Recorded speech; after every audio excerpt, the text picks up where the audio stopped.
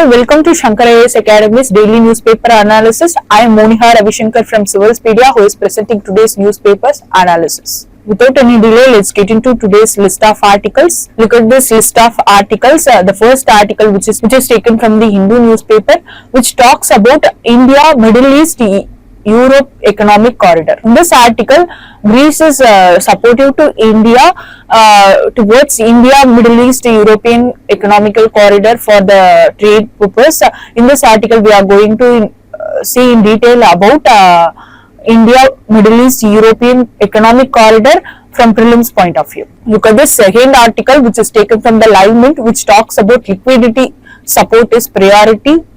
In this article, we are going to see in detail about inflation in food and commodities, which is rising in India. For that, Monetary Policy Committee of RBI is trying to cut off this inflation rate. In this article, we are going to see in detail about Monetary Policy Committee of RBI from prelims point of view. Look at this third article, which is taken from the Indian Express newspaper, which talks about Delhi's administration power struggle between Delhi government and also the Lieutenant Governor in the situation of Delhi election polls. In this article, we are going to see in detail about Delhi administration and constitutional provisions which is backing for the Delhi administration power between Delhi government and the Lieutenant Governor of National Capital Territory from prelims point of view. Look at this fourth article, which is also taken from the Indian Express, which talks about India's climate target. In this article, we are going to see in detail about national determination contribution of India for the year 2035. In this article, we are going to see in detail about national determination contribution from climate change perspective, which is very important for preliminary examination. Without any delay, let's get into today's discussion. Look at this article, which discusses about Greece support for the India, Middle East, Europe economic corridor, despite delays due to the Israel-Gaza conflict. Throughout this, Greece aimed to strengthen trade ties with India by opening new consultants at Mumbai and Bengaluru and boosting investments in India. It also highlights migration policy discussion and the role of Greece as a great gateway to Europe for Indian trade. In this article, we are going to see in detail about bilateral relationship between Greece and India and also India, Middle East, Europe economic corridor from prelims point of view. Let's get into the topic. This India, Middle East, Europe economic corridor is an MOU was signed on September 9, 2023 during G20 Leadership Summit, which committed to the development of India, Middle East, Europe economic corridor. It aims to enhance connectivity and economic integration between Asia, Gulf and Europe and to facilitate the seamless transit of goods and services across this region.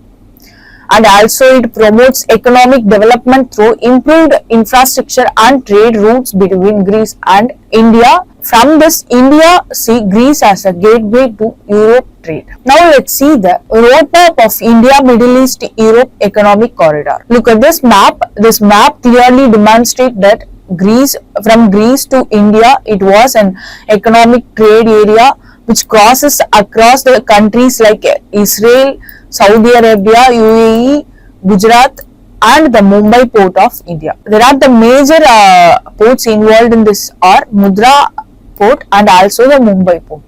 These are all the trade routes which connect India to Middle East Europe economic corridor. Now let's see the stakeholders of this India, Middle East European economical corridor. That is, the stakeholders is nothing but participating countries who are all involving in this India, Middle East, European economic corridor. Countries are India, UAE, Saudi Arabia, Jordan, Israel, France, Germany, Italy and USA are the signatory countries towards this MOU, which enhance the European trade between these member countries. When it comes to the administration, it was administered under the European Union, and these participatory countries are very important from prelims point of view. This can be expected in the upcoming preliminary examination. So take a note on it. Now let's see some of the important routes and key ports of this India, Middle East, Europe economic corridor. When it comes to the route, as we saw earlier in this map, the route was from India, it was UAE, then Saudi Arabia, Jordan, Israel, and Europe and Greece.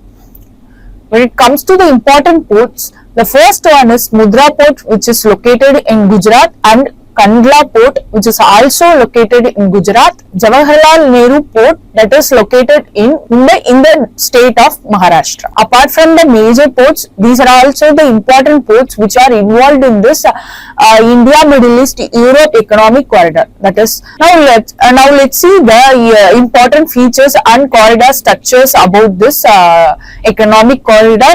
When it comes to the structure and transportation, this India, Middle East, Europe economic corridor comprises of two main segmentations. In that, first one is Eastern Corridor and the Northern Corridor. Eastern Corridor, which connects India to the Gulf region. After that, the Northern Corridor, which links the Gulf region to Europe. In this corridor, they are using multimodal transportation network. Let's see what is that. This multimodal transportation is nothing but corridor integrates both rail and maritime routes.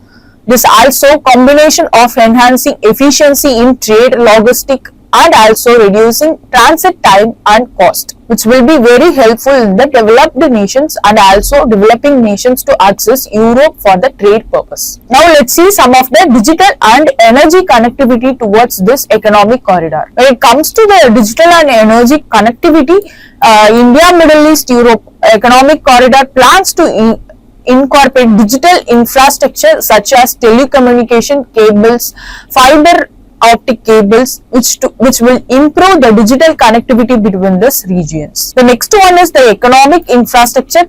It also aims to the development of energy infrastructure, including pipelines for hydrogen export, which will promoting sustainable energy solutions. Because of this economic corridor, let's see some of the economic development and integration towards the member countries of this MOU. The first one is, by enhancing connectivity, this economic corridor seeks to stimulate economic development across participating regions. And this corridor is extended to facilitate increasing trade, investment, and cultural exchanges, leading to greater economic integration. Now, let's see some of the strategic collaborations towards this economic corridor. When it comes to the strategic collaboration, this economic corridor represents a collaborative effort among multiple nations, including India, UAE, Saudi Arabia, and European countries. This partnership underscores a shared commitment to develop high-quality infrastructure and fostering economic corridors that connect diverse regions between India and Europe. With this all information, we are letting to know about India's Middle East performance and the developing infrastructure and development activities in the Middle East with the help of European countries.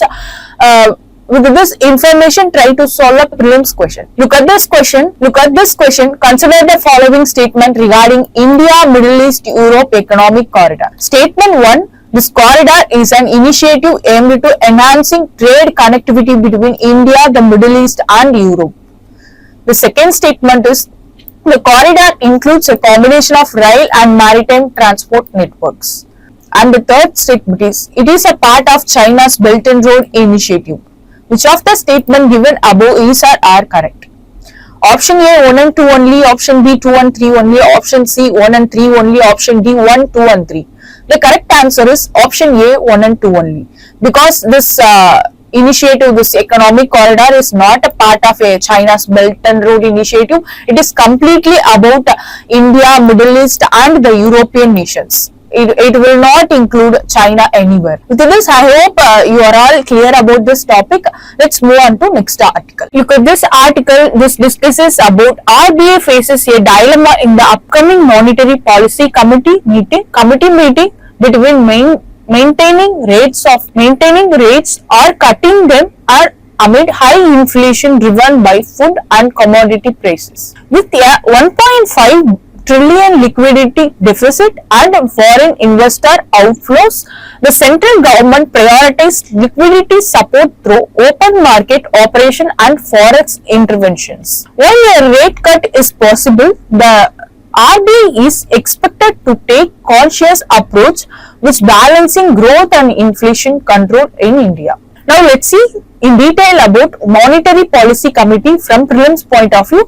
This topic is very important from economy. We can expect definitely one question from RBI topic. So take a note on this article. Now let's see what is Monetary Policy Committee of RBI. When it comes to the Monetary Policy Committee, it is a 6-member committee which is responsible for setting the monetary policy in India, mainly by declining the policy repo rate. That is the rate at which RBI lent money to commercial banks. Which was this, we are clear about the definition of Monetary Policy Committee. Now let's see the formation and the establishment of Monetary Policy Committee under RBI. It was established under the Reserve Bank of India Act 1934, which was amended in 2016. The first meeting was held in October 2016. The committee was formed to ensure transparency and collective decision making in monetary policy formula. Now let's see the composition of this Monetary Policy Committee. This Monetary Policy Committee has 6 members. They are the Governor of Reserve Bank of India is a ex officio chairperson, and the one Deputy Governor of the RBI, one officer of the RBI who is nominated by the Central Board. The next 3 external members who are appointed by the government, who are experts in economics, banking or finance. These are all the members of this Monetary Policy Committee of RBI. Now let's see external members, tenure and the voting power. External members have a tenure of 4 years and are not eligible for reappointment. This tenure and reappointment is very important from prelims point of view. After that, each member has 1 vote. In a case of tie, the RBI governor has the casting vote, none other than Lok Sabha's speaker power in the voting purpose. Now let's see the important functions and objectives of this committee. When it comes to functions and objectives, it was primarily mandate of the committee is to control inflation while supporting economic growth. The second one is inflation target, which was set by the government, which is 4% plus or minus 2%, which means RBI aims to keep inflation between 2% to 6%. After that, this committee meets at least 4 times a year, but in practice, it meets every 2 months to review the monetary policy stance of the government. These are all the key functions of the Monetary Policy Committee. Now let's see the key monetary policy tools which was used by this committee. When it comes to key monetary policy tools, the first and foremost thing is repo rate. That is the interest rate at which RBI lending money to commercial banks. The second one is reverse repo rate, that is the interest rate at which RBI borrows from bank. The third one is cash reserve ratio, that is CRR, the percentage of deposit bank must keep with RBI for the security purpose. The next one is statutory liquidity ratio, the percentage of deposit banks must hold in government securities. The last and foremost one is open market operation. That is RBI buying and selling government bonds to manage liquidity in the financial year. Now let's see some of the challenges and consideration before this Monetary Policy Committee of RBI. The first one is growth slowdown. That is, economic growth has slowed down in 2024 to 25 and inflation remains high. The second one is global economic condition. Emerging market countries are under pressure due to geopolitical volatility and a strong US dollar. That is, for example, Indonesia recently cut rates to boost growth despite a weak rupiah. This is a very good example to understand this global economic condition towards this Monetary Policy Committee. The next one is inflation in India. That is, headline CAP inflation, which was averaged 5.6% in the third quarter of 24 to 25, mainly due to food and commodity price spike. The next one is, for this food and commodity price spike, RBI projects CPI inflation to average 4.4% till September 2025, which making the rate cut decision, which will be tricky to this food inflation. The next one is liquidity concern, that is liquidity has tightened in recent weeks with a 1.5 trillion deficit since earlier December. However, $20 billion foreign investor outflow have impacted liquidity in India. That is liquidity reserve in India. These are all the current challenges which are faced by the Monetary Policy Committee of RBI to regulate the inflation rate, particularly in food commodities price spike. With this all information, try to solve a prelims practice question. Look at this question. Consider the following statement regarding Monetary Policy Committee of RBI. Statement 1. The Governor of Reserve Bank of India is a ex officio chairperson of Monetary Policy Committee. The second statement, external member have a tenure of 4 years and are eligible for reappointment. Which of the above statement is or are incorrect? Which of the above statement is or are incorrect? Look at this. They are not eligible for reappointment. So the second statement is wrong. The first statement is absolutely correct as per Monetary Policy Committee's regulations. So the correct answer is option B, 2 only. With this, I hope you are all very clear about the topic Monetary Policy Committee of RBI. We can expect question from this. Look at this article. This article discusses about Delhi's assembly election, which records 60.44% of turnout votes, with Northeast Delhi, which records highest of 66.25%. In this, Aam Aadmi Party seeks a third term, while BJP aims for a comeback after 27 years. In this election process, key issues which including infrastructure, water, pollution and election irregulations witnesses the Delhi's poor administration regarding election duty. Now let's see in detail about Delhi's administration from prelims point of view. Now let's see the governance structure and legal framework of Delhi administration. The first one is, Delhi is a union territory with a legislative governed under Article 239 AA of the Indian Constitution. As of this, the elected Chief Minister and Council of Ministers have jurisdiction over most state subjects except police, public order, land, with remain under the Lieutenant Governor. The next one is the Government of National Capital Territory of Delhi Act 1991, which defines administrative power, but frequent conflict arise between Delhi government and the Lieutenant Government, as we all know about it earlier. Now let's see some of the constitutional backing of Delhi administration. The first one is Article 239. Which emphasizes Delhi is a union territory which was administered by the President through a Lieutenant Governor. The second one is Article 239 AA of Indian Constitution, which was inserted by the 69th Constitutional Amendment Act 1991. It gave Delhi a legislative assembly and a council of ministers led by the Chief Minister, and the government has the power to make laws on all state laws subject except public order, police, land. And under this article, the Lieutenant Governor can refer matters to the President in case of difference of opinion between Chief Minister and Council of Ministers with Lieutenant Governor. At that point, President will preside over the decision in the favor of Lieutenant Governor. The next one is Government of National Capital Territory of Delhi Act 1991, which emphasizes and defines power and responsibilities of the Delhi government, which gives Lieutenant Governor the power to act in his discretion in the certain matters. Delhi Services Bill 2023, which was amended to this Government of National Capital Territory of Delhi 1991, which transferred control over bureaucrats, that is Group A officers, from a Delhi government to the centre, that is to the President, which established the National Capital Services Authority, chaired by the CM but dominated by the centre appointed official, that is Lieutenant Governor of the National Capital Territory. From all this constitutional backing, we can conclude this with there are CM and Lieutenant Government conflict is there among the power sharing.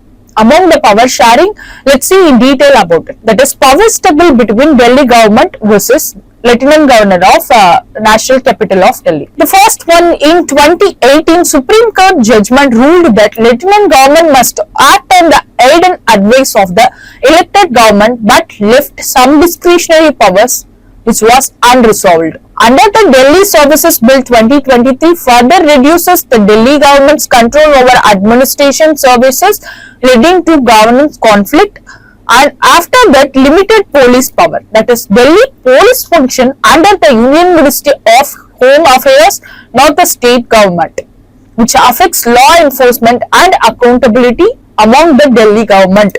This also enhances the central involvement in the administration of Union Capital Territory. This has led to administrative challenges, especially in handling law and order crisis and protest and crime management in the National Capital Territory. When it comes to bureaucratic hurdles and governance management, dual control of offices, that is Delhi government and centre, led to frequent delay in decision making and policy implementation because of two-centered power sharing which is not clear in the National Capital Territory, which will create frequent transfers of officer, disturb continuity in the administration of the particular region of National Capital Territory. Municipal governance and environment. There are 3 municipal corporations of Delhi were merged in 2022, but issue of financial mismanagement and inefficiency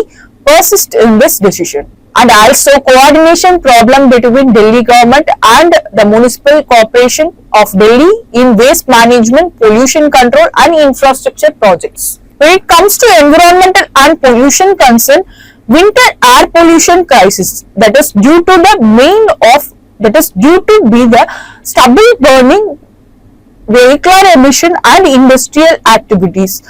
Administration overlap between Delhi, Haryana, Punjab and the centre led to ineffective mitigation strategies as of now. When it comes to water supply and interstate conflict, Yamuna River water dispute with Haryana impact Delhi's water availability.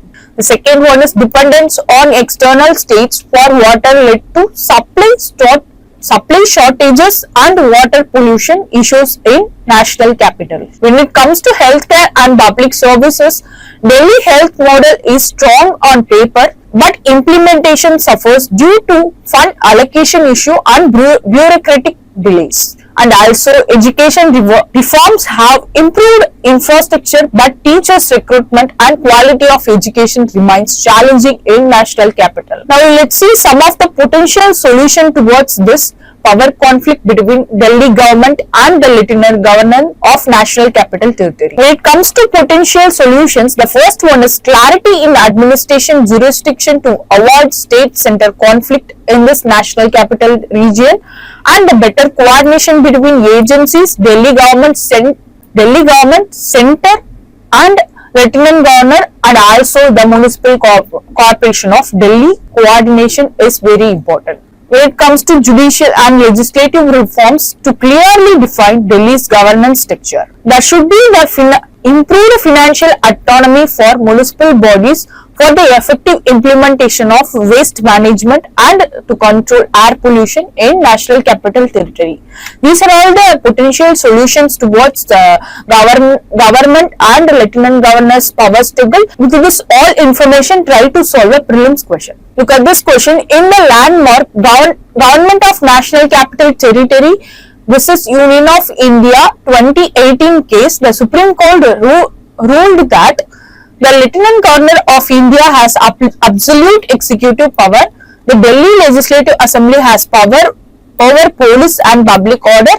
The Lieutenant Governor must act on the aid and advice of Council of Ministers in all but reserved matters. The Delhi High Court is final authority on governance issue in Delhi. The correct answer is option C, that is Lieutenant Governor must act on the aid and advice of Council of Ministers in all but reserved matters. With this, I hope you are all very clear about this power struggle between Government of Delhi and the Lieutenant Governor of National Capital Territory.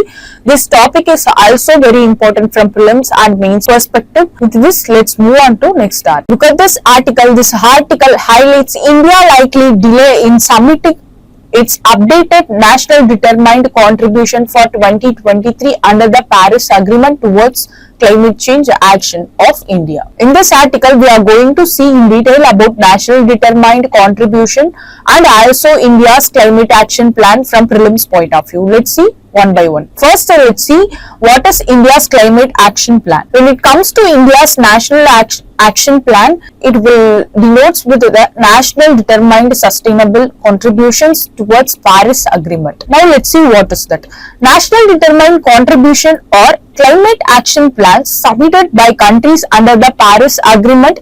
This details the steps nations will be taken to mitigate greenhouse gases emission and to adapt the climate change. Apart from this, the Paris Agreement mandates the countries update their national determined contribution every 5 years progressively, which enhancing their commitment. Now let's see some of the India's current commitments towards this national determination in climate change. This was India's second national determined contribution, which was submitted in 2022, which sets target for the period up to 2030. The targets are reducing emission intensively of GDP by 45% from 2005 levels. The second one is achieving 50% cumulative power generation capacity from non-fossil fuels. The third one is target net zero carbon emission by 2070. The next one is India's target amount to 280 gigawatt of installed solar capacity by 2030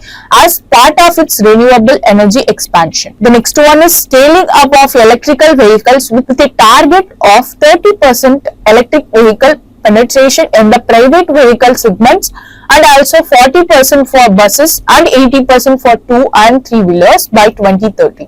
The last one is the commitment to create an additional carbon sink of 2.5 to 3 billion tons of CO2 equivalent by 2030 through afforestation and reforestation efforts. These are all the current contributions towards India's target amount 2030 as per the 2022 summit to Paris Agreement. Now let's discuss why this 2035 National Determination Contribution Submission takes delay. It is likely to miss February 10, 2025, which is a deadline for submitting its update of National Determination Contribution for 2035. These new targets are extended to reflect minimal enhancement over the 2030 commitments, which is signaling India's dissatisfaction with global climate finances. The other one is COP33 Hosting Bid. That is, India is planning to bid for hosting of COP33 in 2028, which is showcasing leadership and its commitment to climate issues. When we discussed it in global context, several countries including USA have not submitting their updated national determination contribution for 2035. And also many developing countries have expressed dissatisfaction with unfulfilled climate financing commitment from developed nations, $100 billion annually since 20. Now let's see some of the India's 2030 climate goals. This India's climate goals include reducing emission intensively of GDP by 45% from 2005 levels. The second one is it ensures at least 50% of cumulative power generation capacity come from non-fossil sources. Target carbon neutralization by 2070. These are all the India's important 2030's climate action plan. With this all information, try to solve a prelims question. Look at this question. What is the primary focus of National Hydrogen Mission launched by India? Option A, promoting hydrogen-based public transport. Option B, developing blue hydrogen technologies. Option C, making India a global hub for green hydrogens. Option D, expanding the use of natural gas. The correct answer is option C, making India a global hub for green hydrogen. With this all, I hope you are all clear about national determination contribution from India's point of view. Now let's move on to next article.